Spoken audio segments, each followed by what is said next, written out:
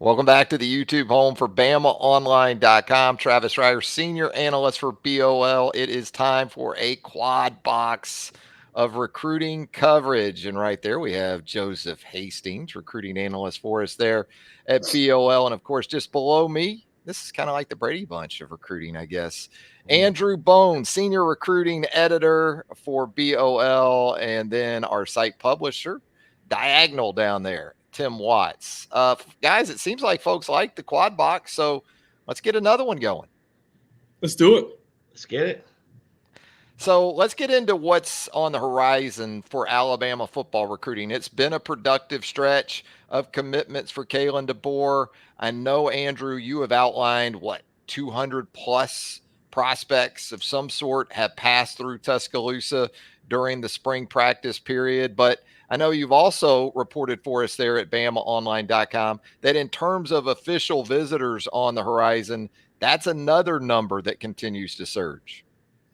Yeah, no doubt. And you look back throughout the entire spring, and there were about 200 plus recruits who were in town. Now, a lot of those guys aren't going to be Alabama targets. So, a lot of those guys were kind of brought in. You kind of get a chance to evaluate them from a personal standpoint, from a size standpoint, and make a decision if you're going to recruit these guys kind of moving forward. But there were a ton of recruits that were in town throughout the entire spring, and with Coach DeBoer and his staff meeting these guys for the first time. But you're kind of looking ahead to the official visits, and Alabama's going to have one this weekend, their very first one of the 2025 class, and Dawson Merritt's going to be in town for his official, and as of right now, currently the only official visitor that we're going to see on campus. But then, you get into May, you get into June, already got about 24 plus recruits that have scheduled official visits to Alabama, and that's kind of the goal in the springtime. You get these kids on campus, you recruit them, you evaluate them, you build these relationships.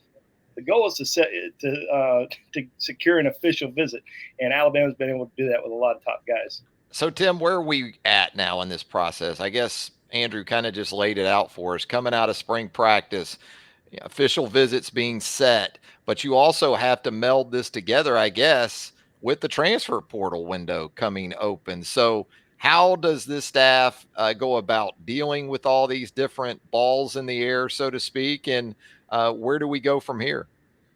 I think the portal not being as active as probably expected. I wouldn't say as expected. I know some people hyped it up to be bigger than it probably was going to be based on the past ones, but it's not a bit. Imagine having the December portal window right now where you had, I don't know, 200 people in there and you're trying to put a class together and you got guys leaving and all of that. So it's such a mixture there. I think it's a lot easier now because you focused on prep guys. I think ideally you want prep guys to build your program, right? I think Kalen DeBoer, and we've seen them focus on that. But then, your portal, you want to spot pick up guys. So I think they did exactly what they want to do, again, with all the visitors, setting up official visits. Dijon Lee will be in for an unofficial visit, which is huge. When you come from California to Alabama, I'd consider them all official. That's a lot. You're officially committed to that trip. So then again with Dawson Merritt, and again, you look at the list Andrew put together, there's a gap of 3 or 4 weeks that'll probably be filled in with some people depending on their schedule. I mean, these kids are still in school. Jackson Lloyd, for instance, playing baseball. Some of these guys play soccer. So much going on right now. So, Andrew, I'm thinking we may start, or excuse me, Joseph, we may start a linebacker of the week target here on the quad box. Kidding, I guess, to an extent, but boy, you talk about a position that continues to get a lot of the focus and the spotlight, at least from a fan perspective. But there's no denying, too, obviously a point of emphasis for this Alabama staff. Yeah, if you go on the BOL roundtable earlier this week, you would have seen the Dawson Merritt story that was posted by On3's Chad Simmons. And in there, people are wondering, hold on, he's listed as a linebacker. And, you have questions about another linebacker commitment. Really, how much more is Bama running the 191? We get those jokes all the time. Dawson Merritt, he is a wolf target. He's listed as a linebacker, so that outside linebacker, edge rushing position, very intriguing target. So I guess he could be the linebacker of the week technically this time around. But yeah, he's somebody that we're definitely paying attention to just because he had a really good visit last month to Alabama. Bone did a great story on him, recapping that visit. He's got the official coming up, his first official visit that he's going to be taking, and it's going to be to Alabama. Plans to make a decision in the summer. So, definitely one to watch. He's the son of a coach. His dad has won 5 Super Bowls as a coach, 2 with the Giants, 3 with the Chiefs. So, nice little football pedigree there. But Dawson Merritt is definitely someone that, Alabama likes, and we'll see what goes on after this official visit here. And Kane Womack's defense too. I mean, you're projecting up to 4 positions where you're thinking at least somewhat linebacker qualities or attributes. So you got to take that into account too, I guess. So Andrew, though, talk to me about some big guys, man. That seems to be where perhaps at some point here in the not too distant future, that's where more of the focus will shift to. Offensive, defensive linemen. Give me some bigs that I need to be on the lookout for.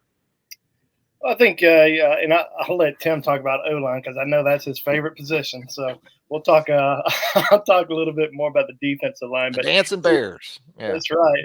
I think the Sugar Bear, the Josiah Sharma, has been to Tuscaloosa 3 times now. Has an official visit set for June 21st. That was one of the new ones that we added on our list this week. So getting him back on campus for a 4th time, very significant. I know a lot of people thought that he might make a decision this spring, but he's going to stretch it out a little bit longer. He's going to take some official visits, has Texas and Washington in June, as well as Alabama. So Alabama's going to get that last visit of the before the dead period. So will they be able to capitalize on that, push them over the top, and potentially get a commitment from Josiah in July? We'll see. But Antonio Coleman's already committed. Alabama was able to flip him away from Auburn after Auburn flipped him away from the Crimson Tide back in December. So that's 2 defensive linemen right there that Alabama seems to be in a pretty good spot with. And there's some other guys that are out there. I think you got to get some guys back on campus. Nathaniel Marshall, who set an official visit out of the Chicago area, took an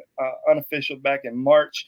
That's a big target. Javion Campbell out of Kentucky is another guy that we're watching pretty closely. And there's just a lot of guys that are still being evaluated and guys that they want to bring on campus this summer. I think we're going to probably see some more offers that get extended on the defensive line front, but a couple back-to-back really good classes on the defensive line. But this is certainly another area that they can land some big names and do well. But Josiah Sharma, Antonio Coleman, as I mentioned, Nathaniel Marshall, Javion Campbell, those are all guys that have official visits set for the month of June. We'll see who else gets on board. Tim, I know you love to talk offensive line, but I got to ask you about, and no, you had some interest in this too, maybe not directly related to Alabama, but it could have a sort of domino effect on the recruitment of Juju Lewis, the quarterback, who is currently committed to USC. We know Alabama remains very involved there, but some news that caught your attention here in the last few days. Yeah, Georgia took a commitment, got a I don't even know the guy's name. Y'all, I don't remember him right off the top of my head. Ryan Montgomery. Yeah, Ryan Montgomery came in kind of late. I wasn't really following that recruitment. Alabama hasn't been involved. Georgia committed him. It's got to affect. I mean, the first reaction to that is it doesn't affect me. It doesn't affect them. But Georgia has a 2026, one of the best quarterbacks in the country committed. They've got Ryan Montgomery, who's a solid looking quarterback too. So I would think they're probably the odds of Juju ending up there has probably got a lot longer because of that. Also, I mean, Juju's going to have there's a lot going on with Juju on and off the field. You've got the, NIL, high profile quarterback like that. You're dealing with the NIL for sure. It's not like it's a secret. I mean, he's pretty much he's got his own press secretary and guys that's, help him manage the media and all that stuff. His dad's trying to help him sort through it. USC obviously committed. I've never felt like USC was just going to let go of this guy. And as we get deeper into this, I get to the point I wonder if they're not going to just be all in to get him, because how long are you going to go recruiting him and all the effort they put in? So I don't think USC is going to go away without a fight. I also don't think Auburn's going to go away without a fight. I think they need a big win. That could be 2 schools to really watch. Alabama's kind of hanging around the perimeter, seeing how things shake out, evaluating other quarterbacks. But I still think there's a lot of stuff going on with Juju to try to figure it out. And it's been pretty dynamic up and down with Bama's involvement so far. So I still expect some twists and turns, but I'd be surprised if Georgia stayed in the race when all said and done. And I might be wrong. I don't cover Georgia. Rusty Manziel does, but in the past, it'd be hard for me to see Juju joining the two they've got. Not that he's worried about it, or just Georgia want to take Juju and scare off one of the other ones, because that 2026 kid's pretty special. JoJo, the running back position is always one of particular interest. We saw it in the A-Day scrimmage. Really strong performances by three guys that Alabama coveted on the recruiting trail. Really four when you think about the early enrollee situation too. But where does that stand right now as we look ahead to this or during this current cycle for 2025? A running back commitment, we know. But the depth of this class, how does that shake out right now? Yeah, so you mentioned the running back commitment, Anthony Rogers, the longest tenured commit in Bama's 2025 class, going back to June of last year. He recently visited for A-Day. We got to speak with him afterward. And, he's going to take his visits. He's talked about taking officials potentially to Georgia and Auburn. Ohio State's still in the mix, trying to get that first visit from him. So, he's somebody that's visited, and he's talked about Alabama coming out to see him during the evaluation period at some point. We'll see if he gets back on campus for an official visit in the summer, maybe if he holds off for the fall. As for other running back targets, in Bone's official visit story from earlier this week, Jamarian Morrow, 4-star running back out of Tennessee, he scheduled an official visit to Alabama for the last weekend of May, first weekend of June, that May 31st through June 2nd weekend. And Gerard Pringle, who's committed to Miami, expected to take his official visit right before the dead period. So, they've also extended multiple offers, new offers in the 2025 class, one of them being to Shakai Mills-Knight, who played at Baylor School in Chattanooga, which is the same school as 2024 wide receiver signing Amari Jefferson. We got to speak with him. He recently visited. It's definitely a position group that I would say is fluid right now in terms of recruiting. We got the spring evaluation period that began. Alabama will go out to see some guys. You got summer camps, coming up too. And you never can also rule out the opportunity for there to be offers during the season, that early senior season film evaluation. So, it's definitely a position group that I would say it's fluid right now. So, Andrew, if a scenario like the one we talked about with Juju Lewis plays out, maybe he sticks with SC, maybe he ends up at Auburn or somewhere else. Give us an idea of a contingency plan or just an overall plan. It may not even be a contingency plan. It may be the way Alabama sees it right now at the position if it doesn't involve Juju Lewis. I think Alabama wants to sign a quarterback. They also want to sign somebody that they feel like, can be an impact player on their team. Maybe not next year, but in future years. They're not just trying to add a quarterback just to add depth to the roster. So I think there's some other guys that are out there that they're still evaluating. Keelan Russell, who's an SMU commit. He's been talking to Alabama. I think that's a guy that they could potentially make a move on, but need to get him to campus. I think they want to see him. They want to evaluate him, see him in person. So that's certainly a guy that we're going to pay close attention to. Matt Zollers, even though he just committed to Missouri, Alabama very interested in him. They did not make an offer 4 days before he announced his commitment to Mizzou. That was when he visited Alabama, and I just don't think. And Tim and I've talked about this that they just weren't ready to make an offer when they had to make a decision within 4 days. So that's a guy that I think they're going to probably go out and see during the spring. You never know, may get him back for an official visit during the summer. I don't think Deuce Knight is completely out of the picture just yet. That's a guy that we were talking about very early on. Had a lot of conversations with Alabama. So I think they're going to go out and see him this spring. May still try to get him on campus this summer. But those are some guys that we're paying close attention to.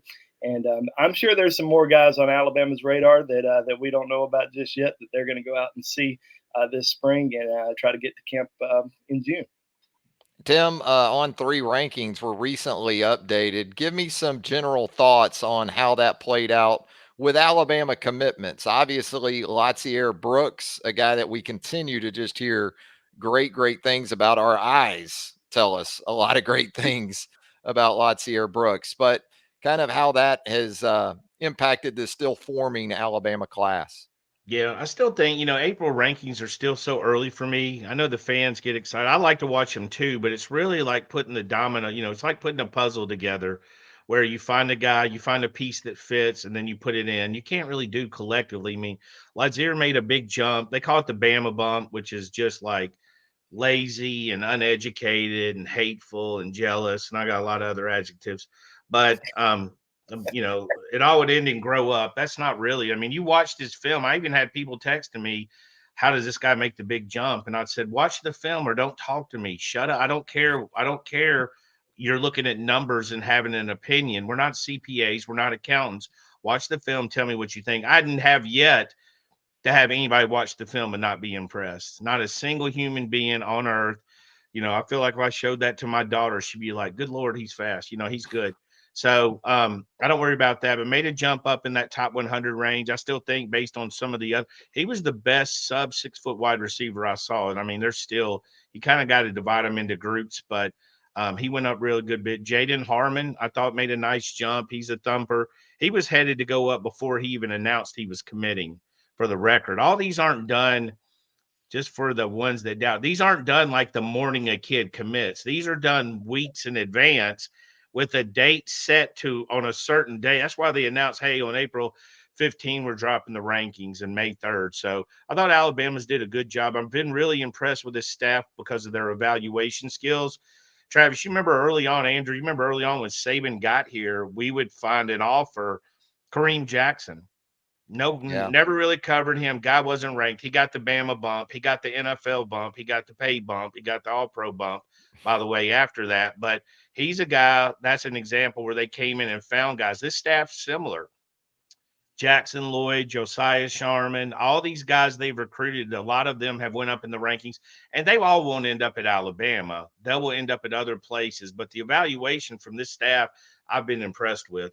Yeah, and you can cite the upcoming NFL draft in terms of Kalen DeBoer and his staff's ability to identify talent. And even if you want to refute that by saying, well, he wasn't there long enough for his recruits. Well, player development is Yeah. huge. And he obviously knocked it out of the park, he and his staff.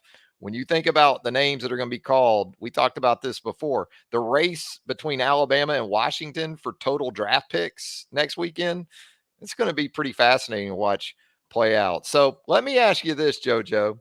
Understanding that there really are very few new names in recruiting, especially during a current cycle.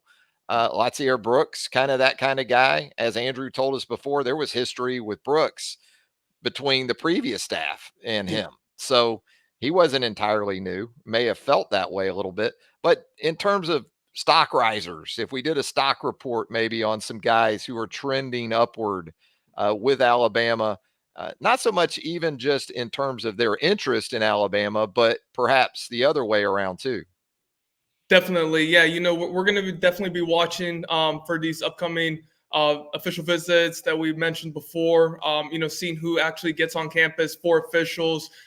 During the evaluation period, which offers are extended. In terms of adding new players to the board.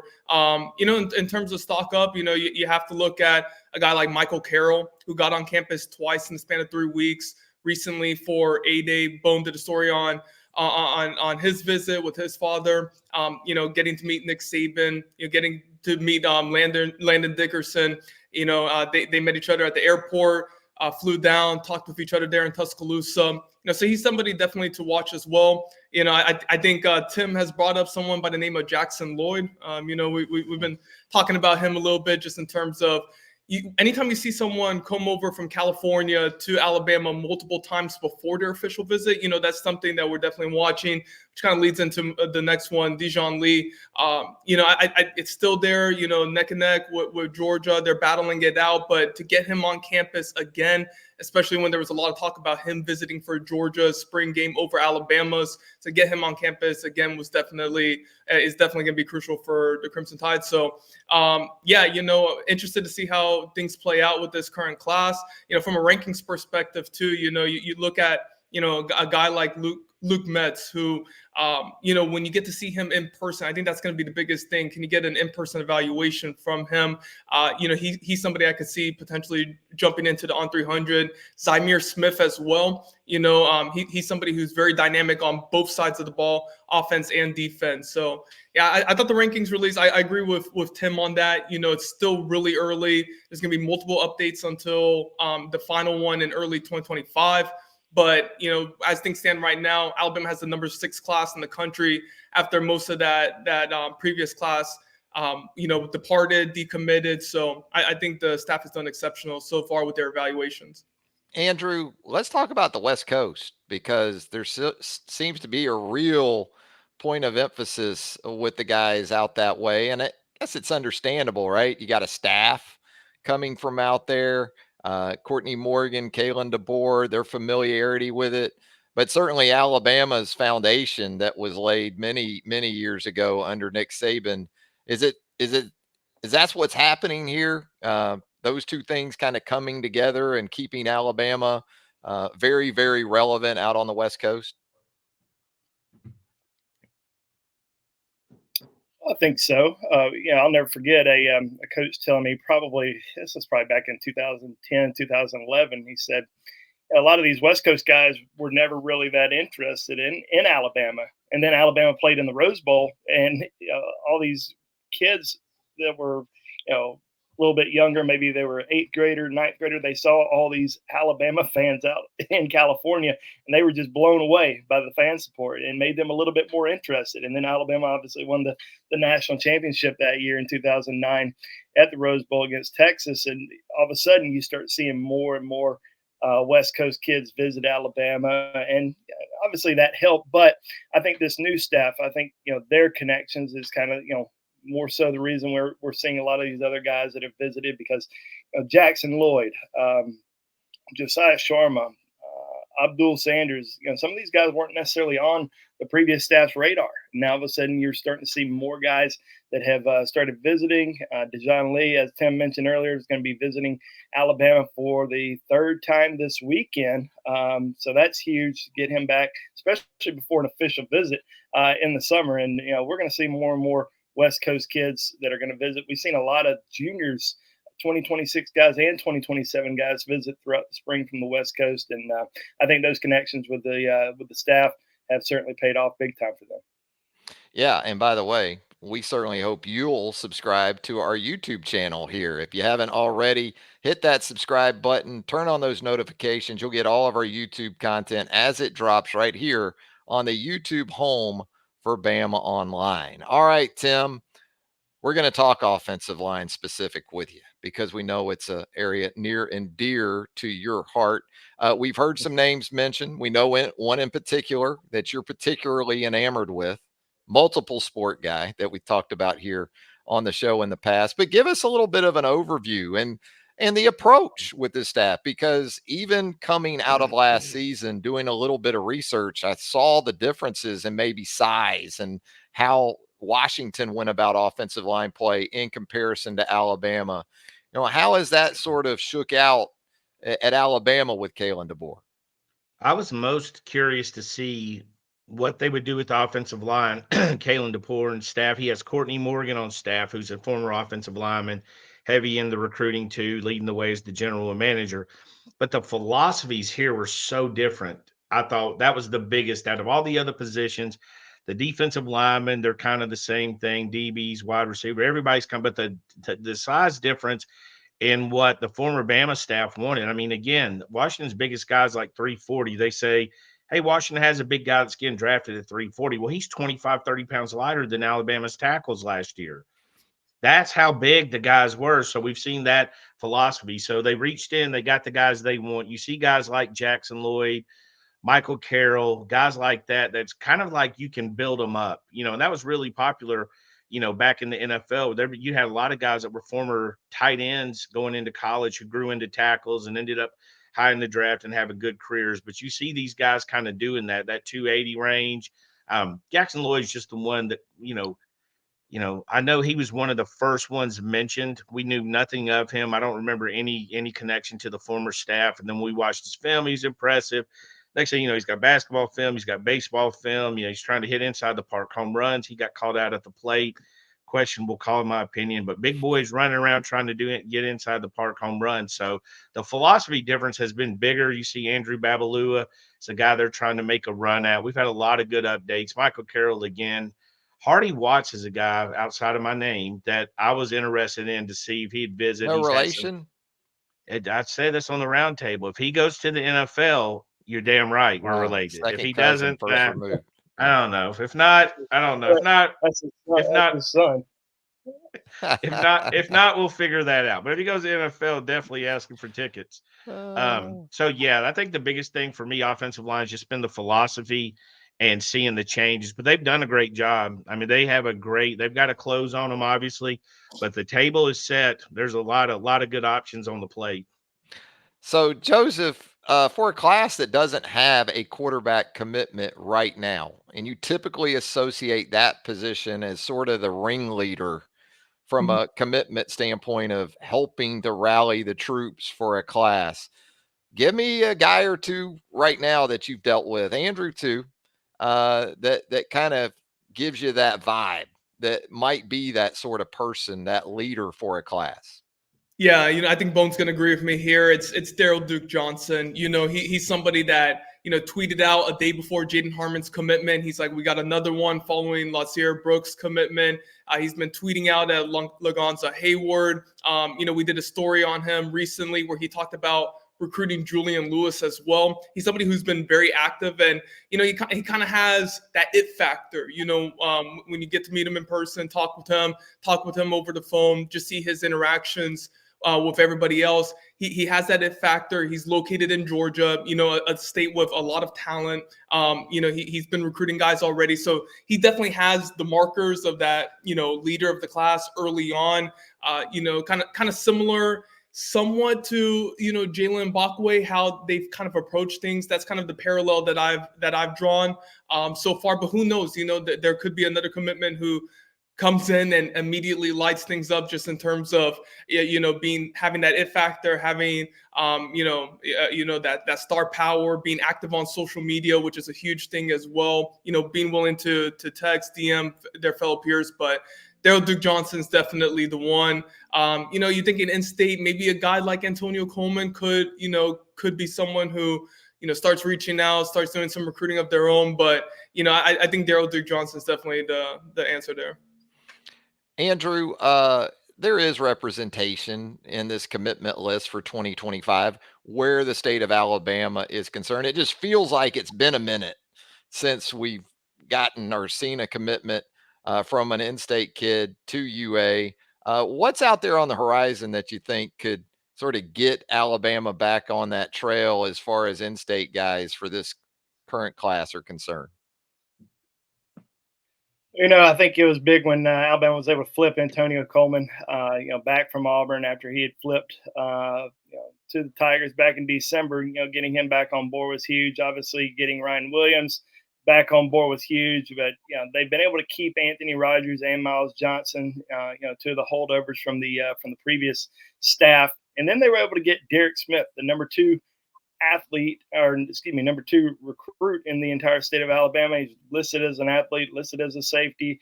Alabama likes him a little bit more on the defensive side of the ball. So having the number two guy in the state on your commitment list this early was obviously pretty big. But, as we all know, who's going to be that next guy to jump on board? And there's not really a ton of options as far as in-state guys.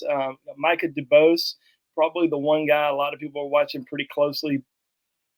He's kind of had an up and down recruitment, committed to Georgia last January, decommitted in December, was considered a heavy lean to Auburn at the time. And then a couple months pass and he's a heavy lean to LSU. A couple months pass.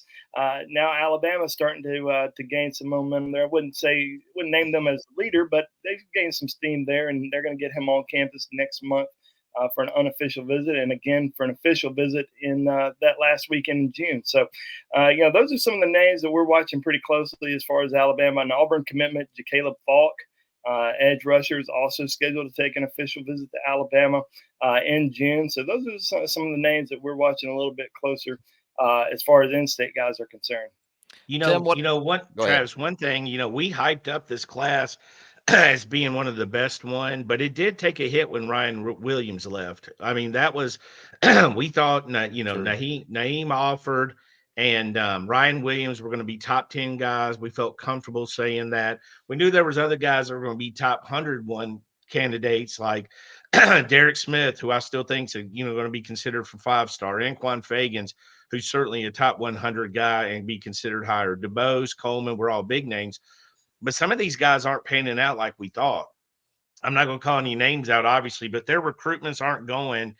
They're not as highly recruited as we expected them to do at the time. So this class perspective has changed a little bit. I think the fans are going to have to change from it too. There's still some guys. I think there's some guys towards the bottom of the 30 that need to be up there in the 10 as we adjust this slowly but surely. But that's one thing, because the fans, I mean, we thought 2 years ago this was going to be an epic group. Still a very good group. It's a normal group, but it's not the group we thought. I mean, you lose Ryan, that would have given you 2 guys in the top 10, which is pretty epic for Alabama. All right, Joseph, as we wind things down on the latest recruiting recap here on the YouTube home for BamaOnLine.com, give me your one big thing for this upcoming stretch of 6 or 7 days. We talked about an official visitor of note. Portal, you can include in that if you would like. We're going to have the conclusion of spring practice pretty much across the country. So next week could have a different feel to it, even from that perspective. What's at the top of your list? Yeah, so I think one thing that I did really want to highlight is just, kind of the diversity of this class in terms of where Alabama's been able to recruit. You talk about the Northeast with Zymir Smith and Latsier Brooks. You talk about going into neighboring Georgia, landing the likes of Luke Metz, Daryl Duke Johnson, Jaden Harmon, going out to the West Coast, landing Abdul Sanders, being able to get multiple guys from out there on campus twice in the spring, get them out also for an official visit in June as well. And then also land the in-state guys too, like Derek Smith, flipping Antonio Coleman, as Bone mentioned. I've been very impressed with, how Alabama has been able to recruit kind of overall in this cycle. There were a lot of questions when Kalen DeBoer and his staff came over. Would they be able to recruit the South? They've been able to check off that box. How good are they as evaluators? You've seen with the rankings jumps, with the Jackson Lloyds of the world, the Latsier Brooks of the world, with some of those top guys that they've been prioritizing. So I've just been pretty impressed with the staff in terms of what they've been able to do with this class holistically. And, I think it's going to be, once again, very interesting to see what goes on this spring evaluation period. But, that would probably be my one big thing for the next 6 or 7 days. Just, where Alabama gets out to. We've heard of a couple guys talk about, Bama mentioning to them coming over pretty soon. So interested to see where they get out to, which new offers are extended, who else gets official visits lined up. So that's kind of, I guess it's multiple big things, but we'll wrap it up into one. Yeah, Andrew, we'll let you take a choice from any of those that JoJo just hit us with. Or if you have something else that you'd like to put at the top of your list, Andrew. I think it's just this weekend. As far as visits concerned, football wise, I think getting Dawson Merritt back on campus for a second visit. He has a top 4 right now: Alabama, Nebraska, Mizzou, and Oklahoma. Alabama's going to be his first visit, so and he's not going to be making a decision until likely in July after those three June officials. So that's going to be big. You got to make a big impression on him this weekend, because it's going to be the last time you have him on campus before that decision happens. And he's one of Alabama's top Wolf targets, as we mentioned. We talked about how the running joke on the site's about linebackers, but even though he's ranked as a linebacker, Alabama does not have a Wolf commitment in its class just yet. So this is a guy that they really like a lot. They're going to get him on campus this weekend for the official, and they're hoping to make another really strong impression. And Dejon Lee, getting him back on campus as well. It's already been mentioned before, but having a top 100 corner who's 6'3.5", 6'4" on your campus when it's a tight race between Alabama and Georgia, really kind of heading into the summer, has official visits set for both of them, for both schools, and it's a really tight race. I know Georgia feels like they're in a great position with him. I think he's even mentioned that Georgia has the edge, but that can quickly change, because I know that he has a long-standing relationship with this Alabama staff. They recruited him when they were at Washington, and he's got some good connections there. So this weekend, these two visits on the football front in the 2025 class, that's what I'm really watching these next few days. Take us out of here, Tim Watts. What's at the top of your list? I think Dijon would be the biggest one for me, the one I'm watching the closest. And again, you got these guys coming from California. I mean, they must like it enough to make repeat performances. Bama doesn't have a cornerback committed, and he's kind of a unicorn. I mean, his size is legit. I mean, that's not a heightened up. He's a big kid, has a lot of length going with him. But for me, it's kind of like get through this portal window, the next couple of weeks, get this visit. You don't have a ton of official visitors, which is probably good. I think Micah DeBose is coming up next in a couple of weeks, early March, I think we've reported. And so just kind of get through that window. Is it May? Yeah, I'm definitely backward on my months, but coming up early in May, they so just kind of slowing down to see who's going to fill in some of those visits. Unofficial visits can pop up at any moment. So it's been interesting putting this puzzle. There's no real break anymore is what I've noticed from this. There's no week off. Visitors coming, portal guys coming, basketball, football, people going in the portal. Also, the portal's ever changing by who goes in the portal. Bama has to evaluate them, and they're going to do their due diligence to see if they're a fit and start reaching out and all that stuff. 10 pounds of stuff into a 5-pound bag these days. Transfer portal, evaluation period, official visits.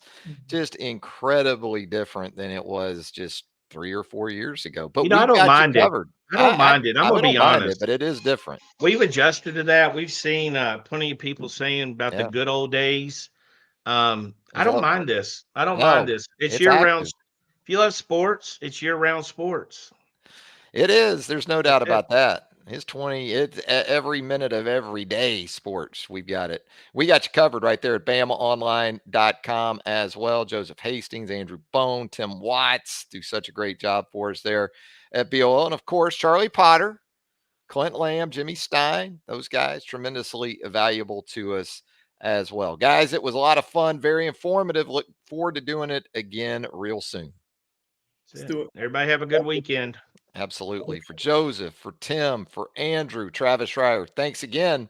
And until next time, so long, everybody.